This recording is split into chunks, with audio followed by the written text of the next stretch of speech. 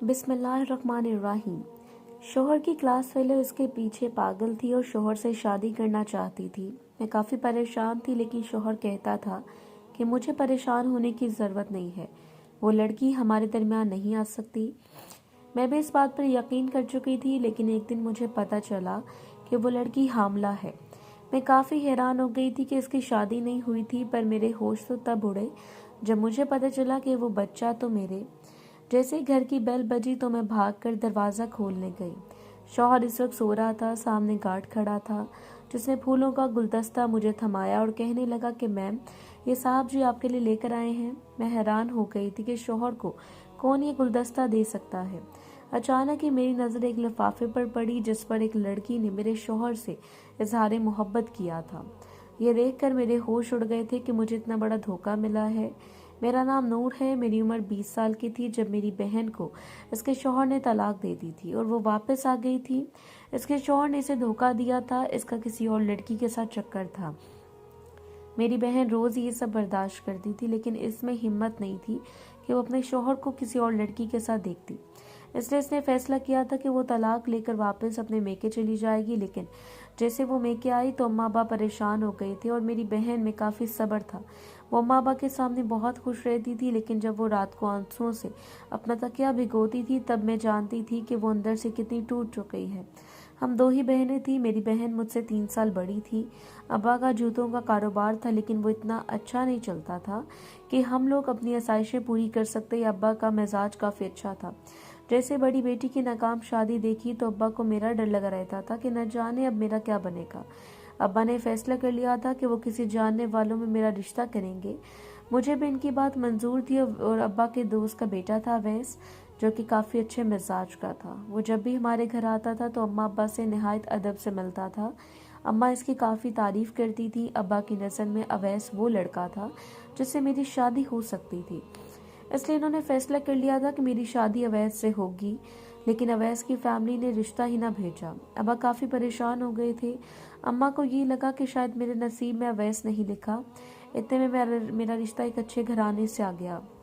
लड़का बाहर होता था और वह काफ़ी अच्छी जॉब करता था। जैसे अब्बा ने सुना कि लड़का बाहर है तो इन्होंने फ़ौरन ही रिश्ता रिजेक्ट कर दिया था। इसकी वजह ये थी कि मेरी बहन का वो शौहर भी बाहरी होता था जिसने मेरी बहन को धोखा दिया। इसलिए अब मेरी दफ़ा कोई भी रिस्क नहीं ले सकते थे अब्बा। जैसे अवैस की फैमिली को पता चला कि हमने इतना अच्छा रिश्ता ठुकरा दिया है तो वो अवैस का रिश्ता लेकर आ गए। अब्बा को तो पहले ही अब्बा तैयार थे, इसलिए फ़ौरन ही रिश्ता पक्का करने में देर ना लगाई। अवैस काफ़ी हंसमुख था और एक शरीफ फैमिली से ताल्लुक़ रखता था। वो वो काफ़ी काबिल इंसान था। अभी वो इतना खुद मुख्तार नहीं था, पर अब्बा को यकीन था कि आने वाले वक्त में काफ़ी तरक्की करेगा और मुझे हमेशा खुश रखेगा। मैं भी अब्बा की बात पर यकीन कर चुकी थी।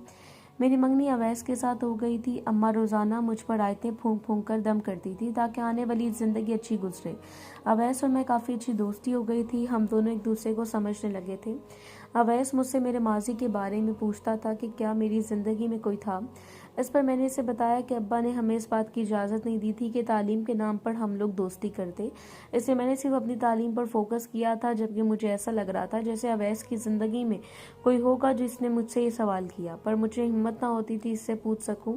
लेकिन एक दिन हिम्मत करके पूछ ही लिया। अवैस मुझे बताने लगा कि इसकी क्लास फेलो इसके पीछे पड़ गई थी, जो हर वक्त इसे तंग करती थी और कहती थी कि वो इससे शादी कर ले। पर अवैस भी अपनी बीवी अपनी पसंद की लाना चाहता था, इसलिए वो इस लड़की से दूर रहता था, क्योंकि वो इधर ही शादी करना चाहता था जिधर इसके अम्मा अब्बा करेंगे। मैंने इसकी बात सुनी तो मुझे काफ़ी अजीब बात लगी और सोचने लगी कि क्या ये सब ठीक है। मैं अजीब तजब्जुब का शिकार हो गई थी। चुनाचे अपनी बहन को अवैस का ये राज बताकर कि एक लड़की से मोहब्बत करती है। बहन ने मुझे समझाया कि लड़के शादी से पहले ऐसे ही होते हैं। इस चीज़ से कोई फ़र्क नहीं पड़ता, क्योंकि अवैस एक ख़ानदानी लड़का है। मेरी बहन ने जैसे मुझे समझाया तो मैं मुतमईन हो गई। हमारा निकाह हो गया था। फंक्शन काफ़ी अच्छा था। मेरी 2-3 दोस्तों ने इस तकरीब में शिरकत की थी, जबकि अवैस की तरफ से बहुत से लोग आए हुए थे। अचानक ये देखकर मैं हैरान हो गई थी कि इन दोस्तों में लड़कियां भी शामिल थीं। मेरा रंग इस वक्त फीका पड़ गया, दिल धड़कने लगा था। मुझे शक हो रहा था कि न जाने अवैस ठीक है या नहीं। आगे जाकर वो मुझे धोखा तो नहीं देगा, पर अपनी मनफी सोच को मैंने झटक दिया। निकाह के बाद मैंने अम्मा से कहा कि भी रुखसती नहीं करनी चाहिए और हमें अवैस को परखना चाहिए। अम्मा भी हैरान हो गई कि मैं कैसी बात कर रही हूँ। कहने लगी कि नामुमकिन है, हमारी रुखसती अगले माह हो जाएगी, क्योंकि ये बात तय हो चुकी थी। मैं काफ़ी परेशान होने लगी। रोज़ रात को उठकर तहज्जुद पढ़ती थी और यही दुआ करती थी कि मेरे शौहर को सिर्फ मेरे तक महदूद कर दे। और अवैस मुझसे रोज़ बात करता था। निकाह के बाद हम रोज़ ही बाहर खाना खाने जाते थे। वो मेरे लिए वक्त निकालता था, मैं भी खुश होने लगी थी। लेकिन ये सब 2 हफ्ते तक चलता रहा। कुछ वक्त के बाद 2 दिन बाद मुझसे बात करता था। अगर मैं इससे बात करती तो अगले दिन इसका जवाब आता था। मैंने इससे शिकवा किया तो वो कहने लगा कि वो ऑफिस के काम में मसरूफ था, इसलिए मुझ पर ध्यान नहीं दे सका। हमारी शादी भी हो गई थी। शादी के बाद इसका रवैया बिल्कुल बदल गया था। वो पहले वाला अवैस नहीं था। हर वक्त मोबाइल में मसरूफ रहता था। मैं जब भी इसे बाहर खाने पर लेकर जाती थी तब भी वो अपने मोबाइल की जान नहीं छोड़ता था। जब भी इससे पूछती थी कि वो किससे बात कर रहा है तो यही बोलता था कि इसके ऑफिस को लीक है। मैंने भी ये सोच लिया था कि इसके साथ रहकर बोर हो जाऊंगी, इसलिए मेके चली गई। अम्मा के सामने खुशी रहती थी, लेकिन बहन ने मेरी परेशानी फौरन समझ ली थी और मुझसे कहने लगी थी कि अगर शौहर दूर हो रहा है तो इसको छोड़कर मेके आ जाना बहुत बड़ी बेवकूफ़ी है। ऐसा करके तो मैं इसे और चांस दे रही हूँ कि वो मुझसे दूर रहे। मैंने बहन की बात सुनी तो वापस शौहर के पास चली गई थी और इधर जाकर मैं जान गई थी, क्योंकि शौहर ने जैसे ही मुझे देखा तो इनके चेहरे के जावे बिगड़ गए। इसे बिल्कुल भी अच्छा नहीं लगा था कि मैं वापस आ गई हूँ। मेरा दिल टूट चुका था, लेकिन मैंने शौहर को खुश करने की बहुत कोशिश की। अब रोज़ इसके लिए मज़े मज़े के खाने बनाती और अच्छा सा तैयार हो जाती थी, ताकि मुझे देखकर इसका मूड फ्रेश हो जाए और वो मेरी जाने मुतवज्जो हो जाए। मेरा ये तरीका काम करने लगा और मुझे बहुत खुशी हुई थी कि शौहर अब मुझे आधा घंटा दे देता था। मेरे लिए ये भी काफ़ी था। इस तरह पूरा 1 हफ्ता गुजर गया और हम दोनों के बीच सब कुछ बेहतर होने लगा। पर एक दिन अचानक से बेल बजी तो जैसे वो गुलदस्ता देखा तो हैरान हो गई थी, क्योंकि वो शौहर के लिए था। शौहर के अंदर वाली आवाज़ थी, कौन है? मैंने इसे बताया कि किसी ने इसके लिए गुलदस्ता भेजा है। मेरी नज़रें इस लिफाफे पर गई तो मैंने निकाल दिया। शौहर ने जैसे सुना कि इसके लिए सब आया है तो आकर इसने मेरे हाथ से वो गुलदस्ता ऐसे छीना जैसे वो मुझसे कुछ छुपा रहा हो। पर मैंने वो लिफाफा जैसे पढ़ा तो मेरे तो होश उड़ गए थे, क्योंकि किसी लड़की ने इससे इज़हार मोहब्बत किया था। ये देखकर मेरी रूह फना हो गई थी। मैंने अवैस से फ़ौरन पूछा कि ये सब क्या है। अवैस का रंग उड़ चुका था। कहने लगा कि जो मैं सोच रहा वैसा कुछ भी नहीं है। हज़ारों लड़कियां ऑफिस में काम करती हैं, किसी ने भेज दिया होगा। पर मुझे इसकी बात पर यकीन नहीं था, क्योंकि लड़की का नाम शुबाना था। जैसे इसका नाम देखा तो शौहर कहने लगा कि शुबाना तो वही लड़की है ना जिसके पीछे पागल थी। शौहर मेरी बात सुनकर कहने लगा कि दुनिया में एक नाम की एक लड़की नहीं होती, 1000 लड़कियों का नाम शुबाना हो सकता है। मैं फजूल में इस पर शक कर रही हूँ। शौहर गुस्सा हो गया। मैं भी सोचने लगी कि शायद मैं कुछ ज़्यादा जज्बाती हो गई हूँ। शौहर मुझसे नाराज़ होने लगा। मैंने इससे माफ़ी मांगी तो शौहर कहने लगा कि इसके ऑफिस में सब आम है। इसकी कल रात पर प्रमोशन हुई है, इसलिए सबने इसे तोहफे भेजे हैं, और अगर किसी लड़की ने इजहार कर दिया है तो ज़रूरी नहीं कि ये वही मोहब्बत हो, एक दोस्ती भी हो सकती है। मैं शौहर की बातों पर यकीन करने लगी थी और इससे वादा कर लिया था कि आइंदा मैं इस मौजू पर इससे कोई सवाल नहीं करूँगी। कुछ देर बाद वो नॉर्मल हो गया था। मैं अभी भी अजीब सी कैफियत का शिकार थी कि क्या ये सब ठीक है कि शौहर को कोई लड़की फूल भिजवा कर इजहार मोहब्बत करे और मैं इसे दोस्ती समझूं। मेरा सर दर्द से फटा जा रहा था। मुझे काफ़ी टेंशन हो रही थी कि अब मैं शौहर की हर आदत नोट करने के लगी थी, और जब वो मोबाइल पर किसी से बात करता तो इसकी मुस्कुराहट देखकर मैं दंग रह जाती थी। एक रात शौहर कहने लगा कि मैं इसे 3-4 दिन के लिए मेके चली जाऊं, क्योंकि इसका बिजनेस टूर जा रहा है। ये देखकर मैं हैरान हो गई। इससे पूछने लगी कि क्या बिजनेस टूर पर बीवी को साथ लेकर नहीं जा सकते, जबकि शौहर कहने लगा कि अगर ऐसा हो सकता तो वो मुझे ज़रूर अपने साथ लेकर जाता। मैं मेके चली गई थी, जबकि शौहर 3 दिन कहाँ गया मैं ये भी न जान सकी। एक दिन शौहर से कहने लगी कि हमें शुबाना को डिनर पर अपने घर बुलाना चाहिए, लेकिन जैसे शौहर ने मेरी बात सुनी तो इसका रंग जर्द हो गया, लेकिन कहने लगा कि हाँ मैं ठीक कह रही हूँ। अगले दिन शुबाना को लेकर हमारे घर आ गया। मैंने काफ़ी मज़ेदार खाना बनाया था। जैसे मैंने शुबाना को देखा तो वो काफ़ी मॉडर्न लड़की थी। मुझे देखकर इसके चेहरे के जाविये बिगड़ गए।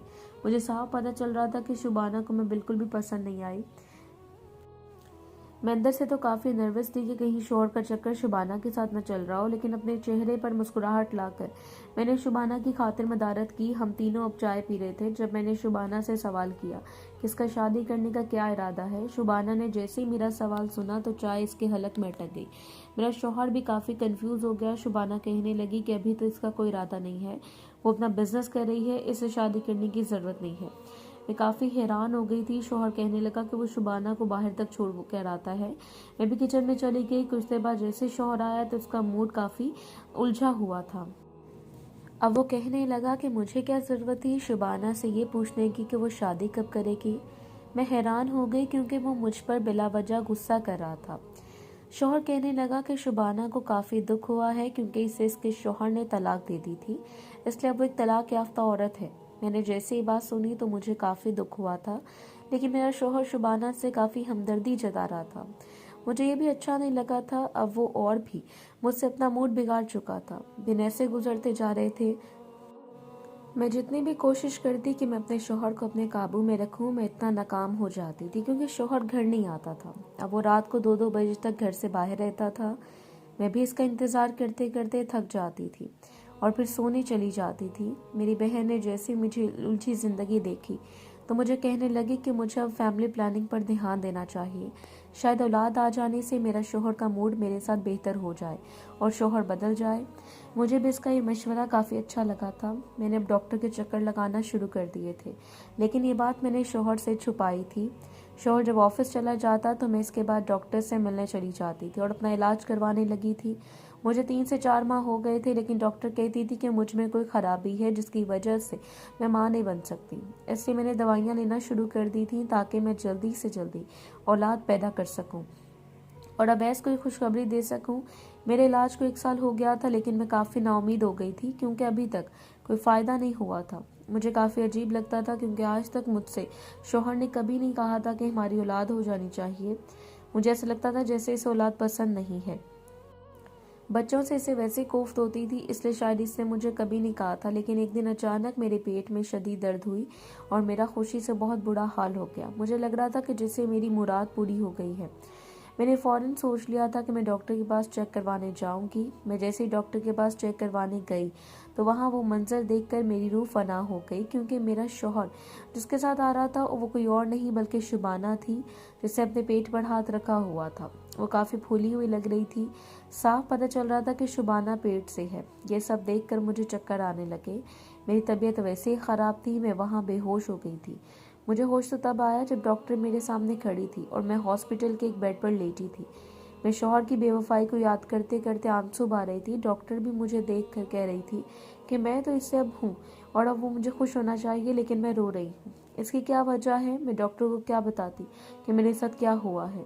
डॉक्टर मुझे तसल्ली देने लगी और कहने लगी कि खुशखबरी मैं अपने शौहर को सुनाऊं तो इन्हें भी बहुत खुशी होगी। मैंने डॉक्टर को कहा कि मैं किस मुंह से डॉक्टर शौहर के पास जाऊंगी जिसने मेरे साथ बेवफाई की है। डॉक्टर हैरान हो गई थी। मैंने डॉक्टर को कहा कि मैं बेहोश इसलिए नहीं हुई थी कि मेरी हालत ख़राब थी, बल्कि वो मैं मंजर देखकर बेहोश हुई थी जिसने मेरा दिल छलनी छलनी कर दिया। मेरे सामने मेरा शौहर किसी लड़की के साथ अस्पताल जा रहा था और वह लड़की हामला थी। इससे ज़्यादा अजियतनाक मंजर और क्या हो सकता है? डॉक्टर काफ़ी हैरान हो गई, मुझे तसल्ली देने लगी। डॉक्टर मुझसे कहने लगी कि अगर मैं हाथ पर हाथ धरे बैठी रहूंगी तो मुझे कुछ भी हासिल नहीं होगा। मुझे हिम्मत करनी चाहिए और अपने शौहर से पूछना चाहिए कि इसने क्या किया है। इसे ज़रा भी शर्म नहीं आई मुझे धोखा देते हुए। मैं डॉक्टर की बात मान गई थी। मैं जैसे ही घर गई तो मेरा शौहर काफ़ी खुश लग रहा था।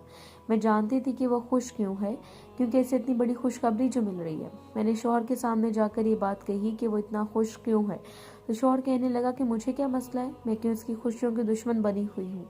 जब भी इसे खुश देखती हूँ तो ये पूछती हूँ जैसे इसे खुश नहीं होना चाहिए था। लेकिन ये बात सुनी अनसुनी कर तो दी, लेकिन मैं हैरान हो गई थी। वो उल्टा मुझे सुना रहा था, हालांकि मुझे इसे सुनानी चाहिए थी। जो इसने मेरे साथ बेवफाई की है, मुझे इस वजह इसकी पूछनी चाहिए थी। मैंने इसे एक थप्पड़ लगाया था। मेरे में बर्दाश्त खत्म हो गई थी, लेकिन जैसे ही शौहर को वह थप्पड़ पड़ा तो इसकी आंखें खुल गई थी और वो मुझे ऐसे देख रहा था जैसे अभी वो मेरा हशर नशर बिगाड़ देगा। कहने लगा कि मेरी इतनी हिम्मत जो मैंने इसे थप्पड़ मारा। मैंने इसे कहा कि वो इतनी हिम्मत कर सकता है कि किसी लड़की के साथ बगैर निकाह के रह सकता है, यहाँ तक कि अब वो बाप बनने वाला है और मैं इस पर थप्पड़ भी नहीं मार सकती। शौहर हैरान हो गया और मेरा मुंह बंद करने लगा। कहने लगा कि वो नाजायज़ रिश्ता नहीं है, बल्कि इसने इस लड़की से निकाह किया हुआ है। ये सुनकर मेरे पाँव तले ज़मीन निकल गई। मैं हैरान हो गई। मैं इससे कहने लगी कि इसने इतनी बड़ी बात मेरे से कैसे छुपाई। वो मुझे कब से धोखा दे रहा है। लेकिन शौहर कहने लगा कि इसने शुबाना से सिर्फ मेरी वजह से निकाह किया। अगर मैं शुबाना को ये कहकर जलील ना करती कि वो शादी कब करेगी तो इसे निकाह ना करना पड़ता। इसे इतनी फजूल वजूहात सुनकर तो मैं हैरान हो गई थी। मैंने अपने शौहर को कह दिया था कि अगर इसके पास खुद को साबित करने के लिए कोई बात नहीं है तो वो मुझ पर सारा इल्ज़ाम ना डाले। मैंने फैसला कर लिया था कि मैं इस घर से चली जाऊंगी, लेकिन शौहर को अपने ख़ानदान की इज्जत याद आ गई, क्योंकि वो जितना भी गलत काम कर रहा था, लेकिन इससे इस बात का एहसास था कि वो एक ख़ानदानी लड़का है, और अगर इस किसी को पता चल गया कि वो क्या करता फिर रहा है तो पूरे ख़ानदान में इसकी बदनामी होनी थी। इस वजह से वो मुझे रोकने लगा और कहने लगा कि मैं घर से बाहर नहीं जा सकती, लेकिन मैंने भी इरादा कर लिया था। पर शौहर मुझे धक्का देने लगा, रोकने लगा। अचानक इसने मुझे धक्का दिया तो मैं फर्श पर गिर गई। ऐसा तो मेरी कोई परवाह नहीं थी। वो मुझे धक्का देकर वापस इस शुबाना के पास चला गया जिससे इसने निकाह कर लिया था, जबकि पेट पर हाथ रखते रखते मैं बेहोश हो गई थी। न जाने कितने घंटे मैं बेहोश पड़ी रही। मेरी ज़बान खुली तो इस वक्त शाम का वक्त था। मुझे अभी भी अपने पेट में दर्द हो रही थी, लेकिन मैं जान गई थी कि मैं इस खुशखबरी से हाथ धो बैठी हूँ। मैं अपने नसीब पर आंसू बहाने लगी कि मेरा कैसा नसीब है जो मुझसे मेरी औलाद भी दूर हो गई, जो अब इस दुनिया में भी नहीं आई थी। मैंने काफ़ी मुश्किल से कदम उठाए और बाहर की जानिब जाने लगी, लेकिन जैसे बाहर का दरवाज़ा खुला तो वह दरवाज़ा तो बाहर से लॉक था।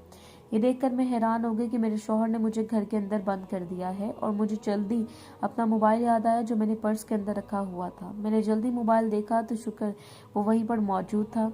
जल्दी से अपनी बहन को कॉल की। मैं इसे बता ना सकी कि मेरे साथ क्या हो चुका है। मेरे आंसू रुकने का नाम नहीं ले रहे थे। बहन को भी बोल उठा के वो मुझसे पूछने लगी कि मैं ठीक तो हूँ, लेकिन मेरी आवाज़ नहीं निकल रही थी। वो समझ गई कि मेरे साथ कुछ अनहोनी हुई है।